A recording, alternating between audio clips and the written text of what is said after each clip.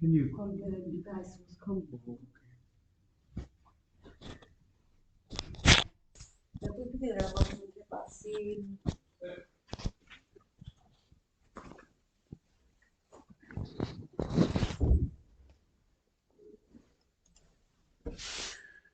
Okay, hello everyone. Little bit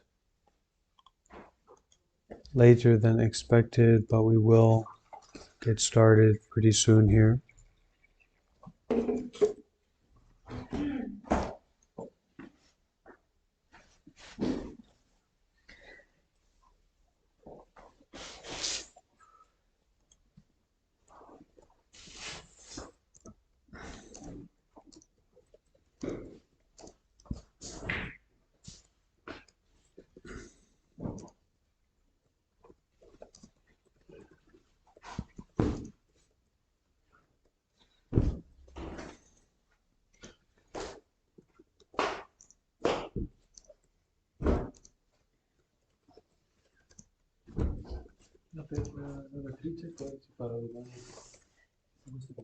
Si lo sto usando però sono più vicino al fuoco.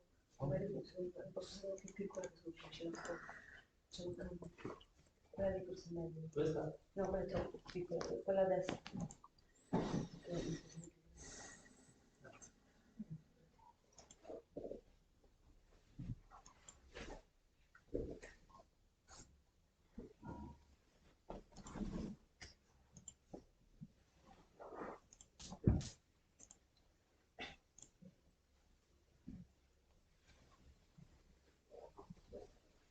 La vedi questo qua?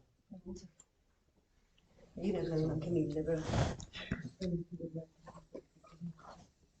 Era più per fare spessore.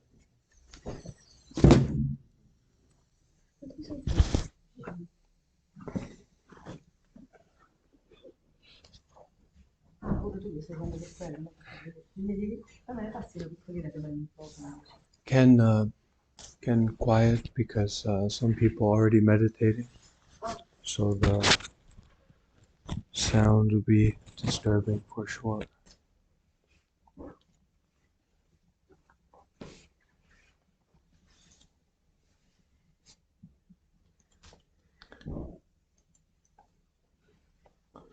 Okay, everyone, we will begin in a few moments.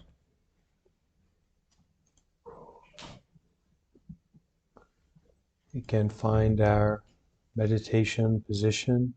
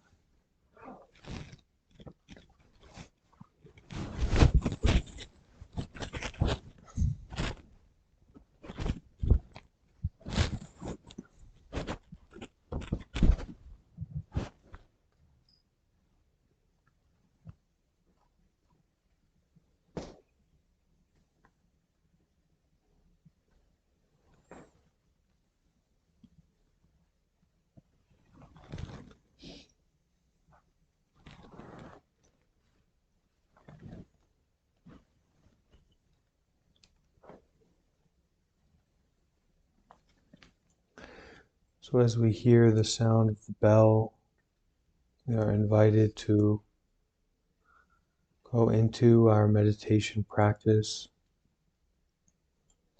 to pick up our meditation method, to start to turn our full attention inward.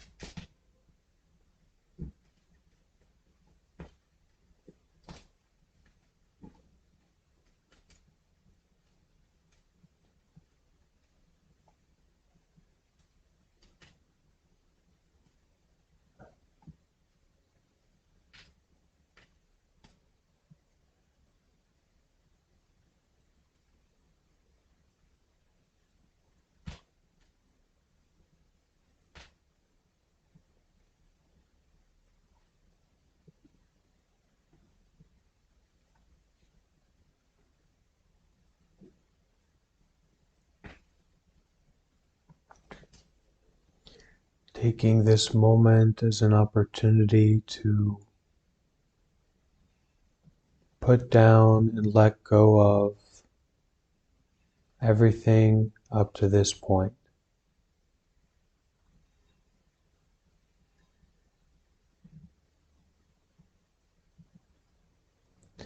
Just to pick up our meditation method,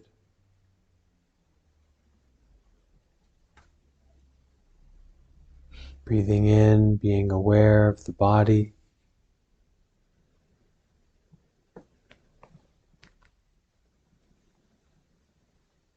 breathing out, relaxing and releasing.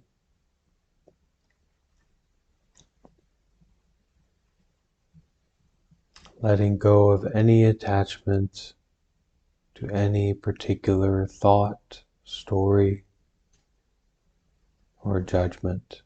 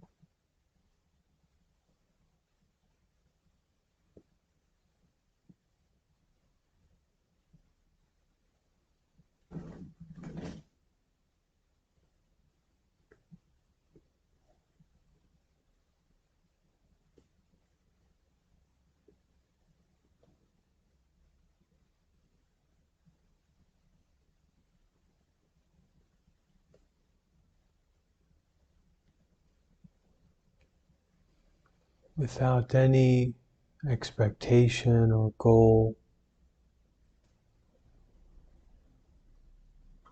just being fully aware of the body and mind at this moment.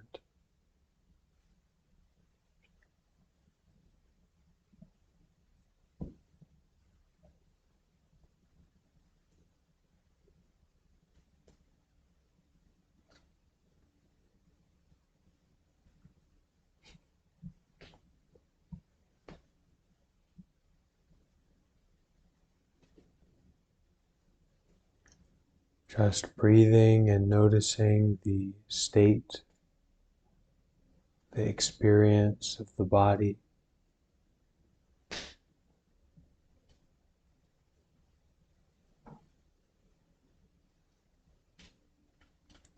Just breathing and being aware of the mind.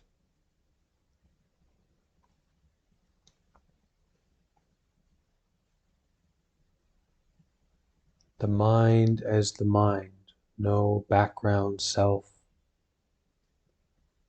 no one to be angry or offended,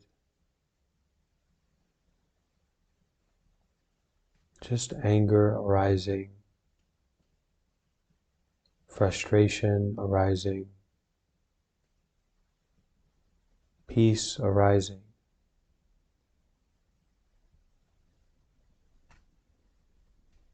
But no person or self in which this is happening to.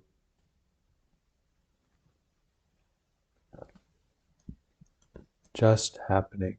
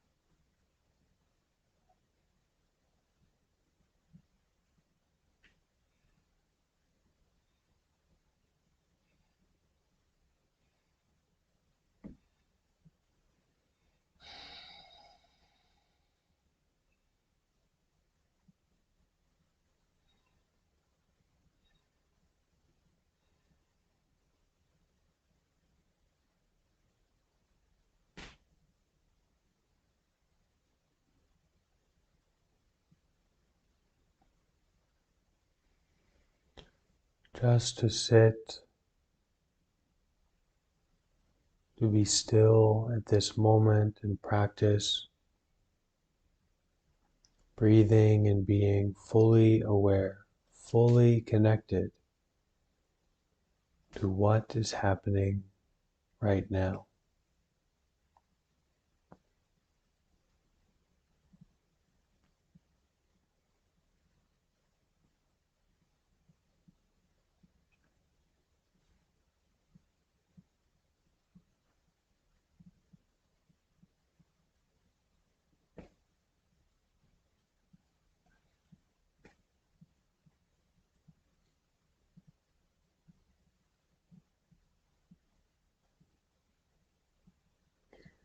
Connecting deeply with this lived experience of having a body.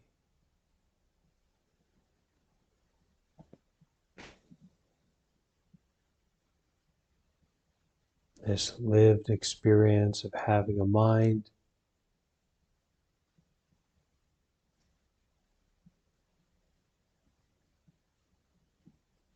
completely aware, completely present to what is happening,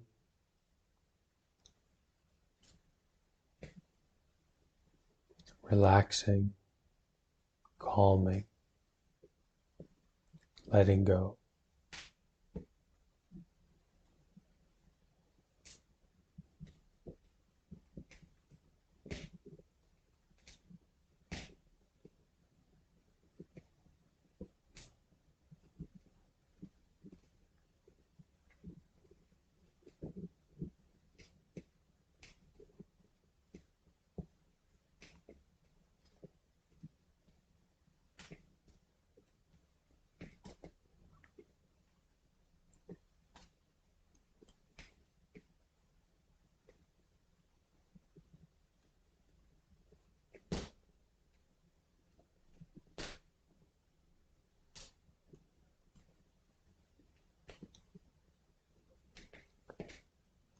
Life is never going to be perfect, never going to be ideal.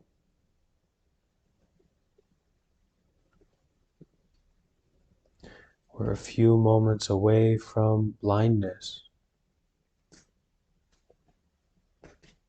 a few moments away from great pain. So there's a natural unsatisfactoriness to the body, to life, to our human experiences.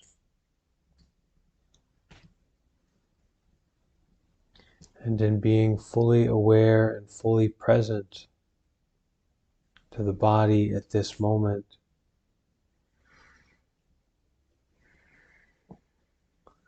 we find peace not in some idealized version of ourselves or of our life, but find peace in awareness, in noticing.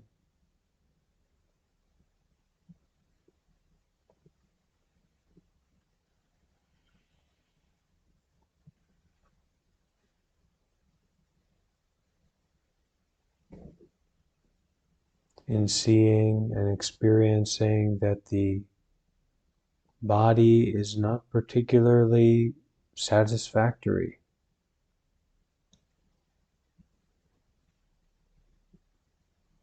Our thoughts,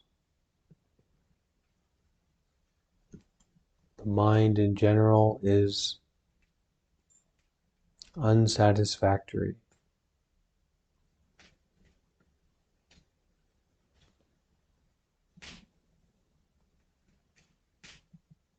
Recognizing that, we don't try to hold on to anything.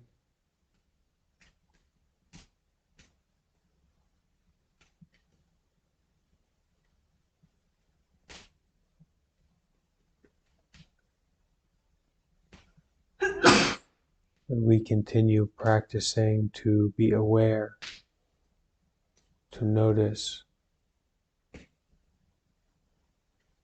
to apply the meditation method, without attachment.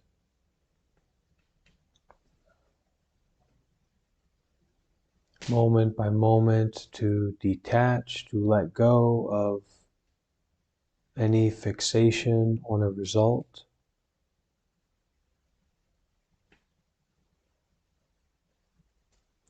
And also, as deeply as we can,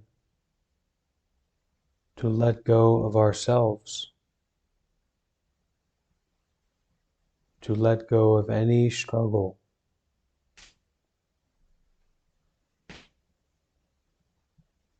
any judgments, any complicatedness,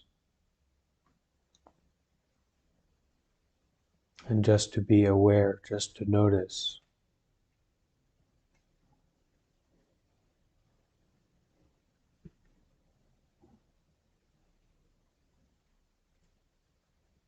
The body and the mind, sensations and thoughts arising and passing away.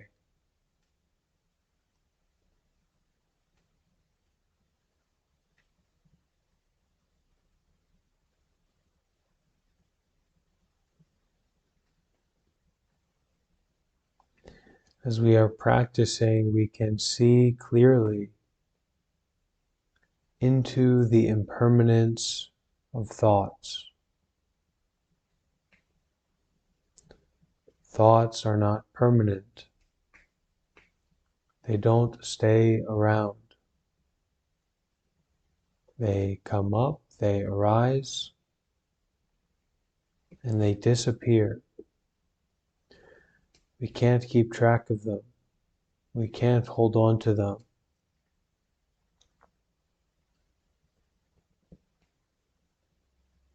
It's like trying to build a house out of pieces of sand. It's not going to happen. So being aware of the impermanence of thoughts,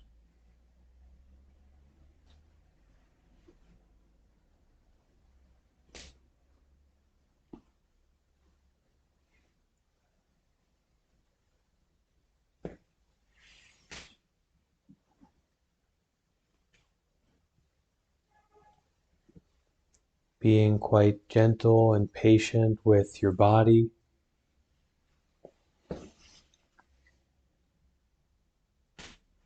letting your body know that it's okay to feel pain. It's okay to have a bit of anxiety or fear. Nothing to worry about.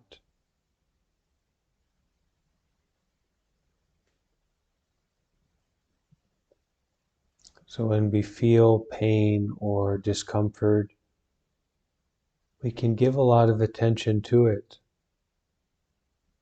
We can practice being warm and patient and gentle with that feeling of pain.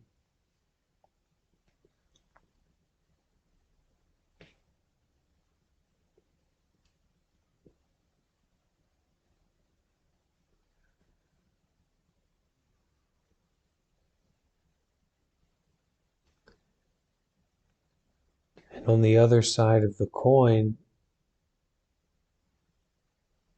pleasure doesn't need to overexcite us. We don't need to fall into these trance-like states of pleasurable meditation. If we feel pleasure, we experience it, we notice it.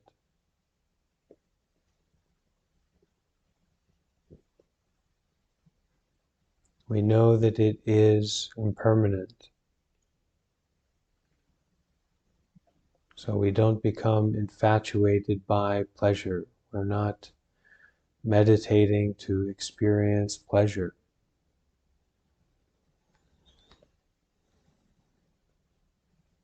We're not meditating to experience pain, surely.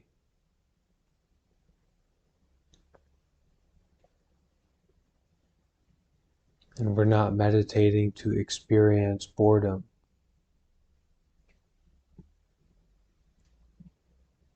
Pain arises and passes away.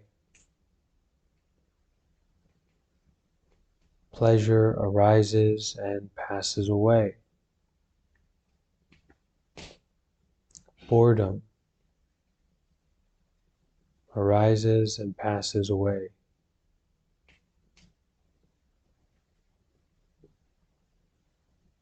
So whatever we feel, we don't need to get too excited about it. A little bit of pain is okay. A little bit of boredom is okay.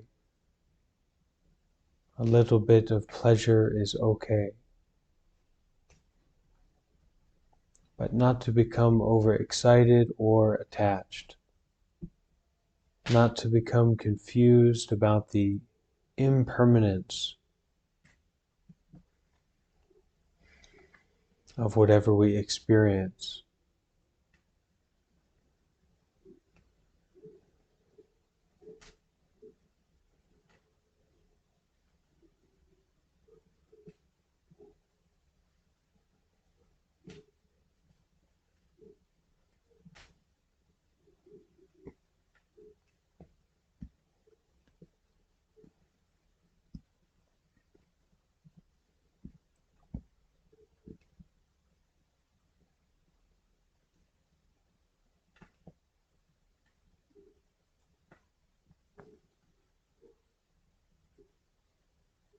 It puts us into an entirely different space, an entirely different frame of mind when we recognize that our thoughts, sensations, the body, what we think about ourselves and others,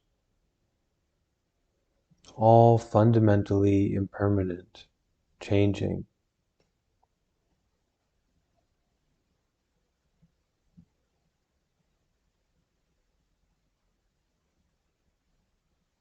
Cannot be held on to.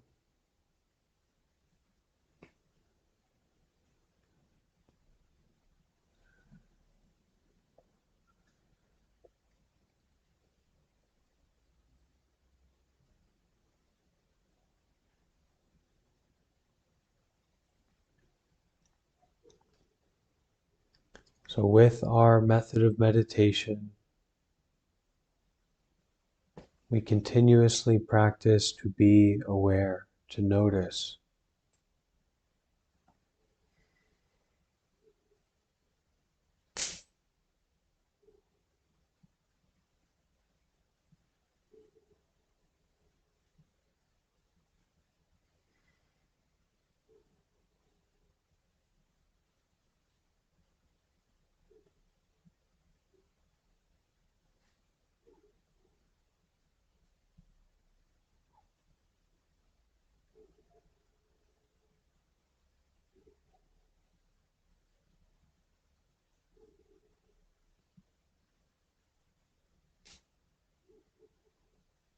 To notice, relax, and release. More and more noticing, then there is more and more relaxing, more and more releasing, untangling.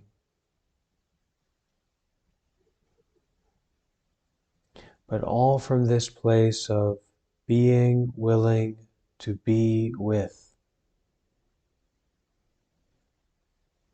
being willing to be with.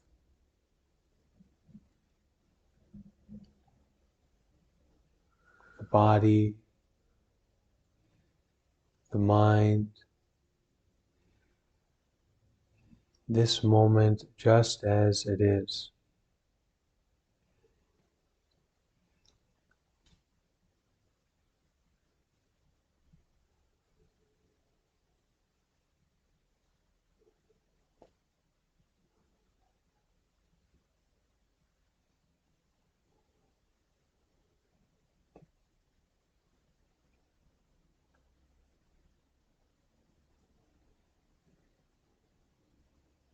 As we hear the sound of the bell, we can begin to slowly move our bodies,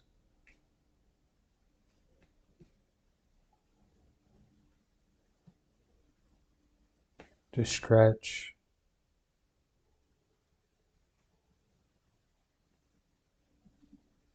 to massage our face and head.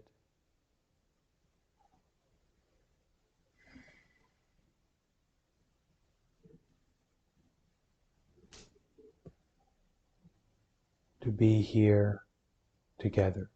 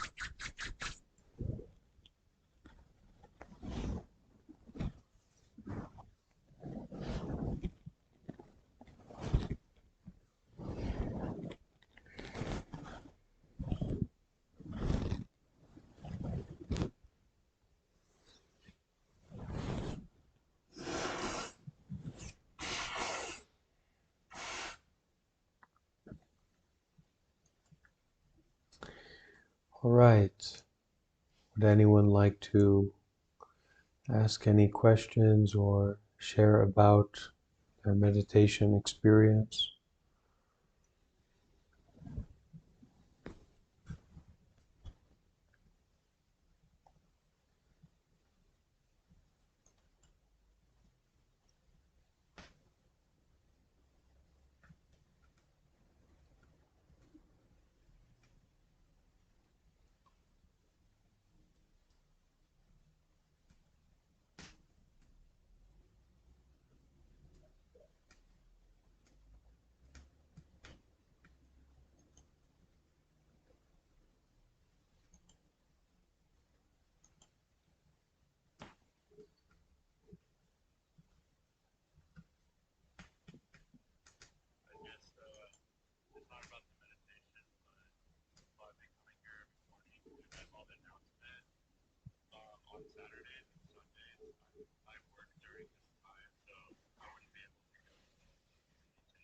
All right, so Morgan shares that my mind is non-stop.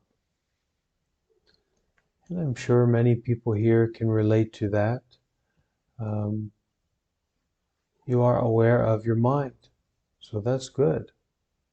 That's great. You continue to be aware, to do good deeds, to give up attachment to your mind being a certain way, because you can't really control how your mind is going to be at any given moment, especially as we are getting started on the path. So it's normal that your mind is non-stop. And I notice for myself during the day, during normal activities, I can see the mind going and going and going endlessly. It can be a great waste of energy. So having these moments when we can stop the body and stop our feeding of the mind and just be aware of the mind, very useful. And over time, it will change. Maybe not in this lifetime, but some lifetime, if you come back to it enough, then things will change. We were having a meeting here at the temple yesterday or so, and we were talking about enlightenment and things like that. And I said, probably no one here, maybe we were on Discord, I don't know. I said, no one here is going to probably attain this very deep, special state of enlightenment. And one of the resident, spoke up and said, well, not in this lifetime, probably not. But sometime, sure, it's definitely possible. And it's possible in this lifetime as well. That's something that we kind of keep in mind when we practice, is that there's a lot of development that can take place. And there's spontaneous awakenings, spontaneous transformations that can also take place. But you have to put yourself in the driver's seat for those kinds of things to happen. They don't just happen randomly. You're not going to trip and fall when you're taking a bath. But if you go for a walk in the woods, that's a place where you'll trip and fall. So we're not going to become enlightenment or have this transformative experience if we're not practicing. If we're not taking responsibility for how we act ethically and taking a deeper look at our mind. But if we are, then yeah, these kinds of things can happen, and they do.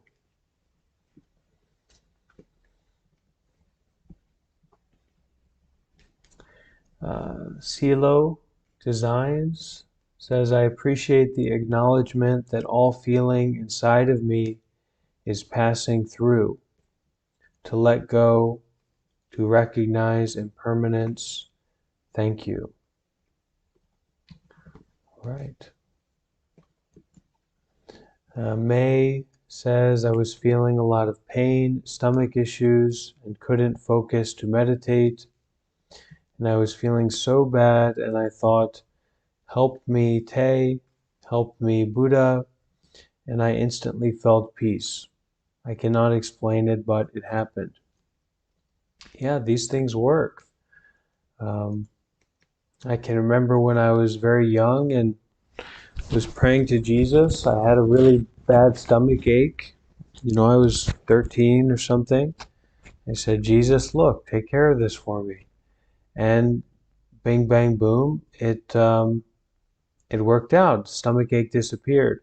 So sometimes if we can rely on or call out for something that is deeper than our small self, something that is deeper than our kind of not so wonderful self, we can connect with that wisdom that is inside of us. that ability to transcend our attachment to physical sensations in a particular way.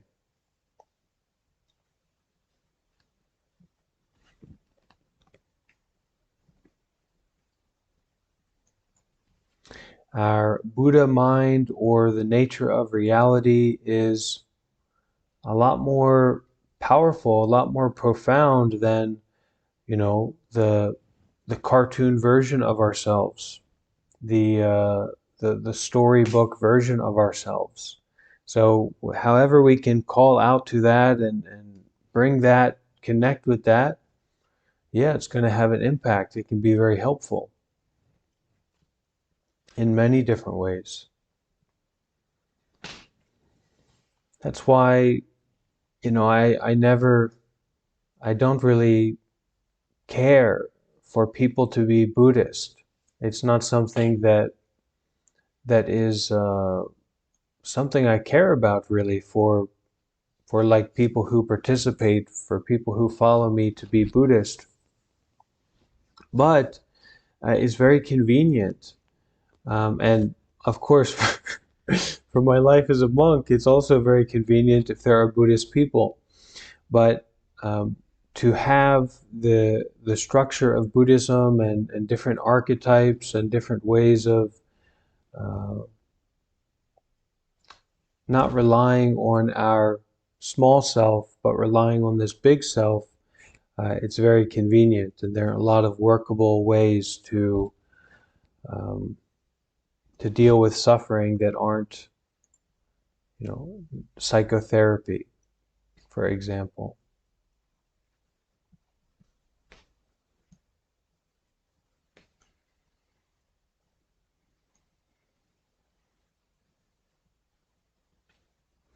And something that I've enjoyed is Buddha recitation and Bodhisattva recitation. So chanting the Buddha's name, or chanting the Bodhisattva's name, Guan Yin Pusa.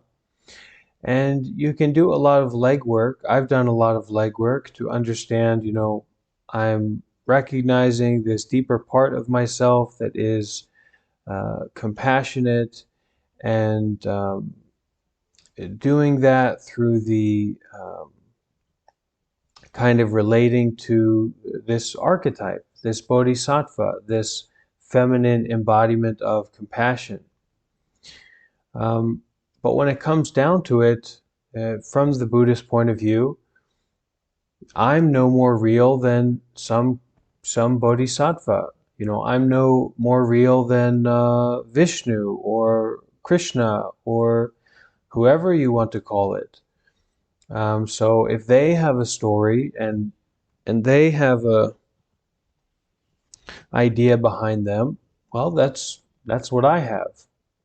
So there are many different ways that we can relate to reality. And from this position of no self, we don't need to be so arrogant about, well, I'm an American person, I'm an English-speaking person, and I'm gonna see what's what, and I'm gonna walk around and do things. That's one way to see the world, but another is that, what's happening right now? Where am I? Where am I really? What is really happening right now? And those questions are very good, very helpful, and also to recognize that a lot of what we rely on as ourself, that gives us confidence and arrogance to, well, I'm not a religious person. I'm not going to believe in Buddhism. I'm not getting involved with that. I'm a logical person. A lot of what is, allowing us to have that feeling of arrogance are things that are just completely, they can vanish at any moment. Our eyesight. How are you going to feel when you're blind? Is there something inherently bad about being blind? No, it's not. It's not evil to be blind. Blind people aren't less people.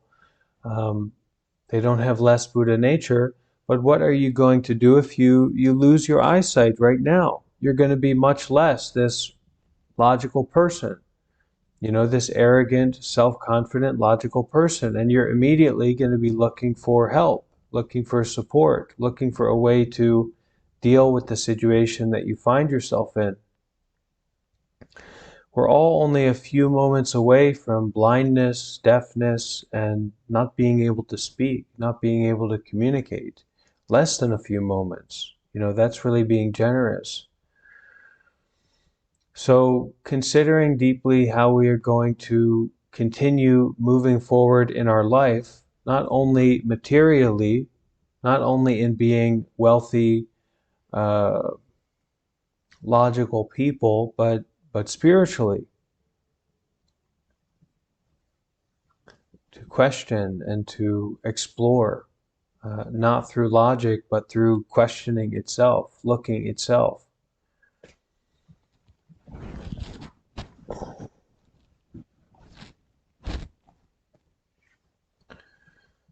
All right, anyone else want to share something or have a question?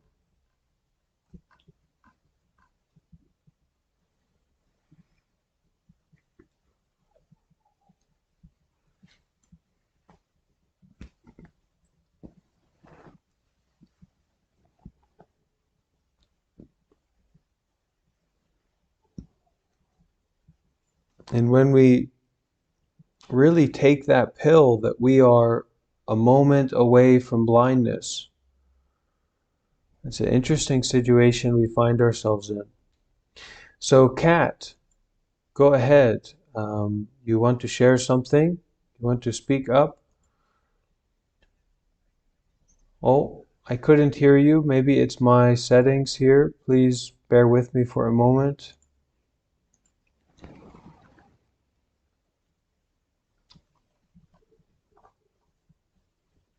I'm sorry, Kat.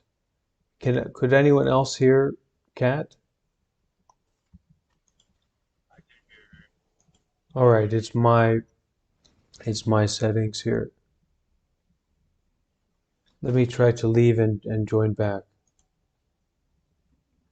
Oh, okay. Now I can hear. Yeah, go ahead, Kat.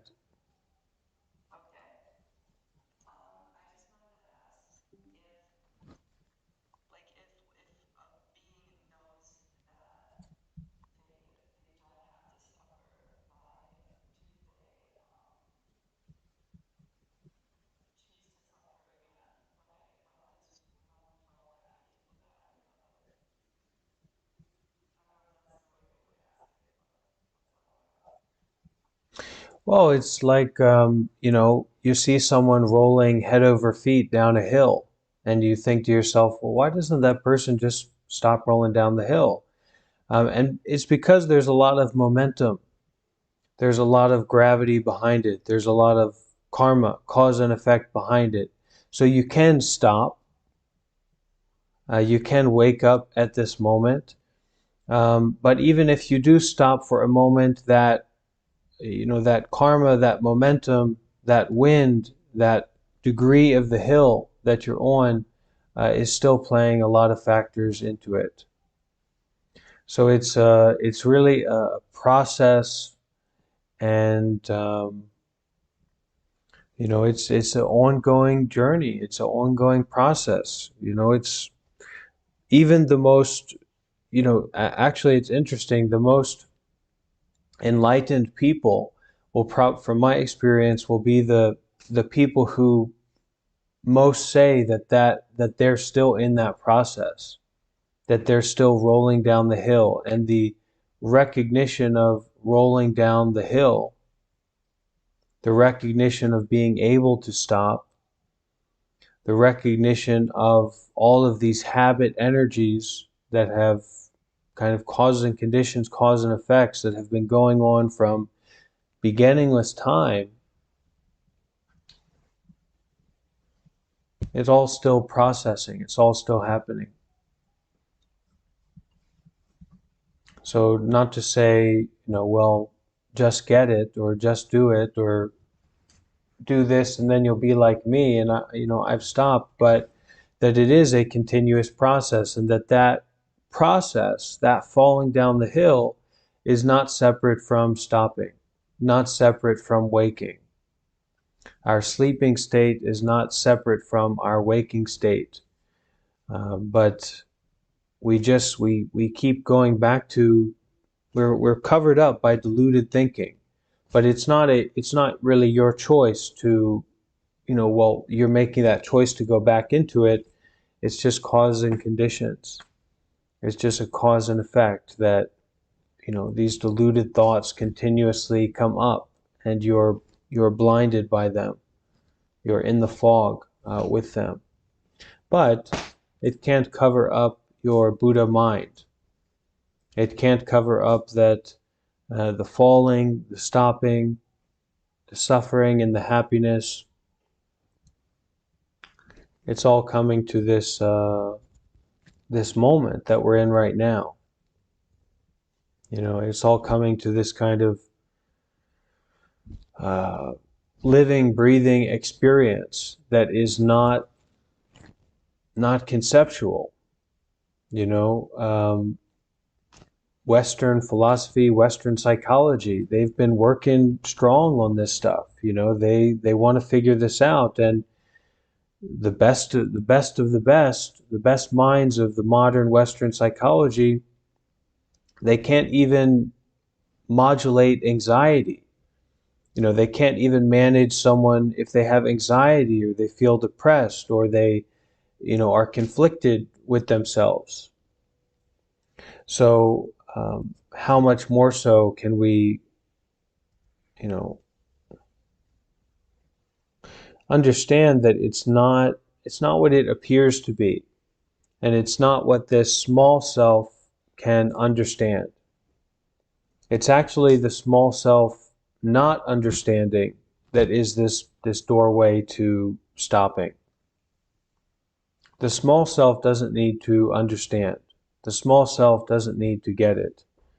You have to stop relying on that small self to understand. Then your perspective opens up.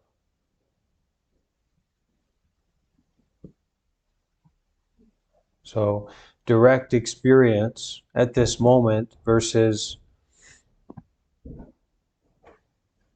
intellectual understanding. It's a big part of it, yeah. And just the momentum, cause and conditions that we happen to find ourselves in.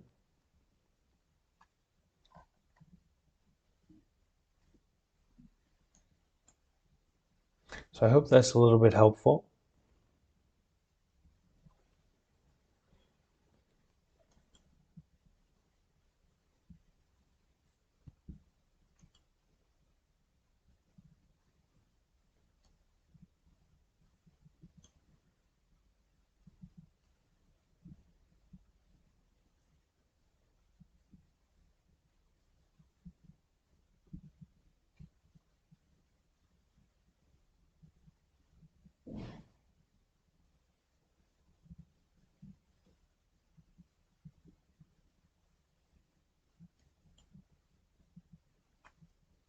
But there's also almost a Huato cat. This is a very powerful question that you have. Why do I keep participating in these activities that bring about suffering?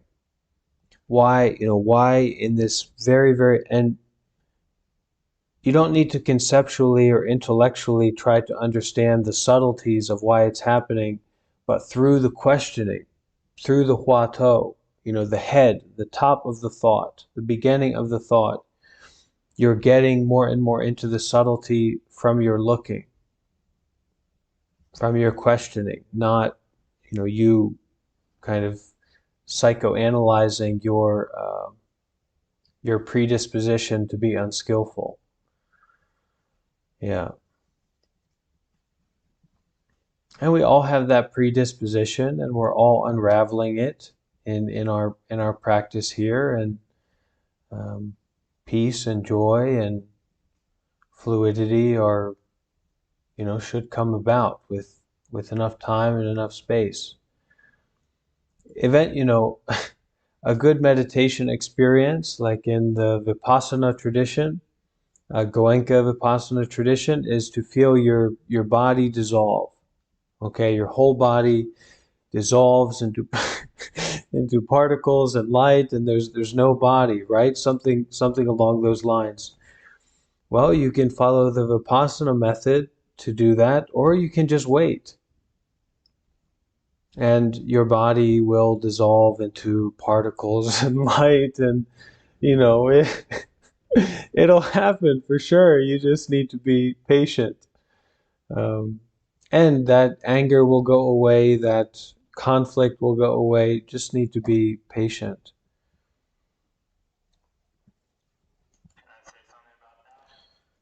Sure, Scott, go ahead.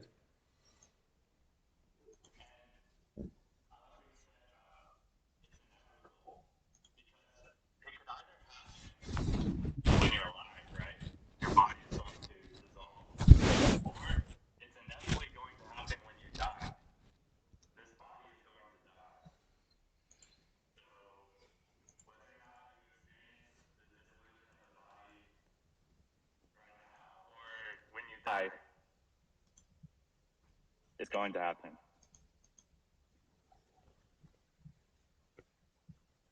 Okay, thank you, Scott.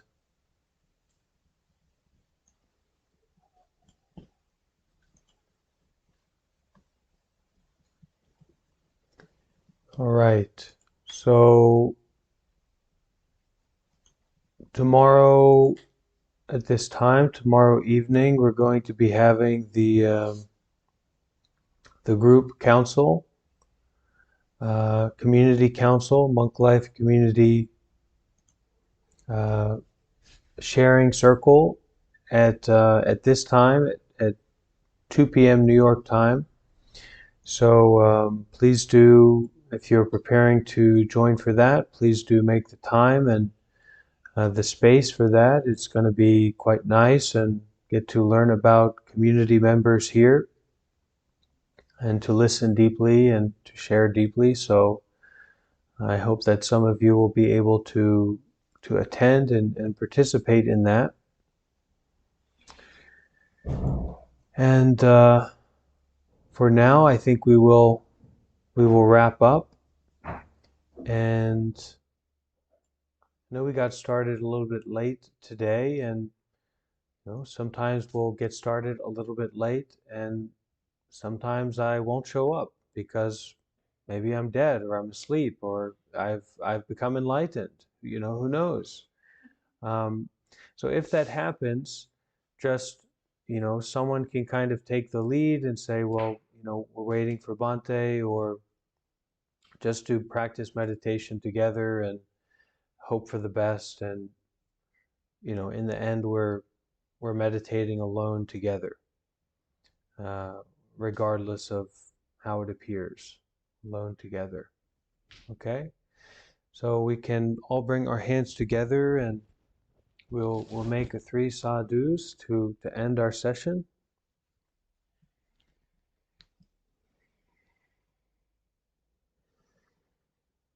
Sadhu.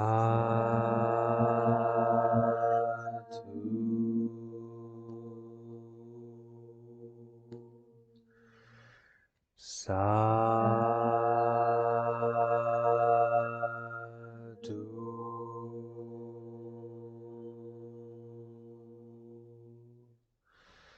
Sadhu.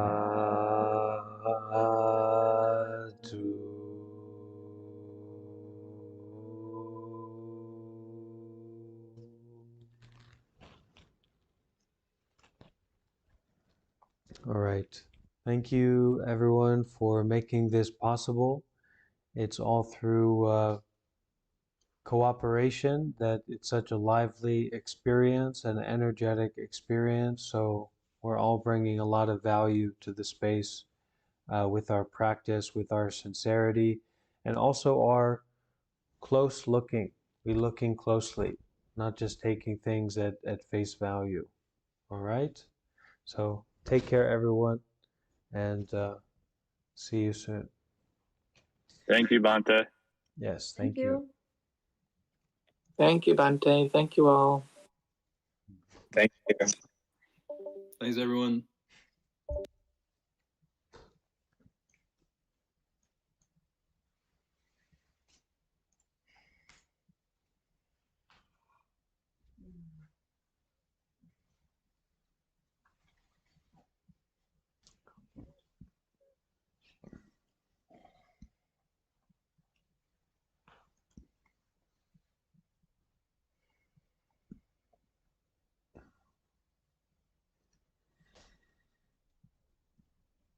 So I was shortly confused. I thought the group thing was in the afternoon, but no, it's New York afternoon, but our evening. That's right. Yeah.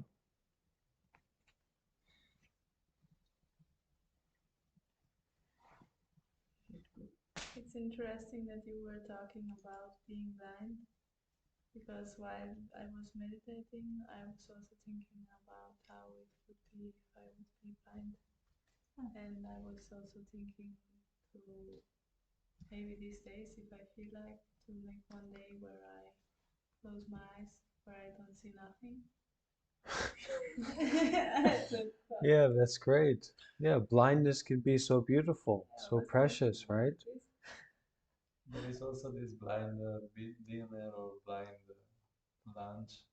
Blind lunch. Yes, Something that That's not restaurant. something I'm thinking about, but I also always imagined as a child a world where no one sees, like there's just black as when we close the eyes, and then everything would be on another level. Like you choose people not because how they look like, but how they act, what they say, and what they do.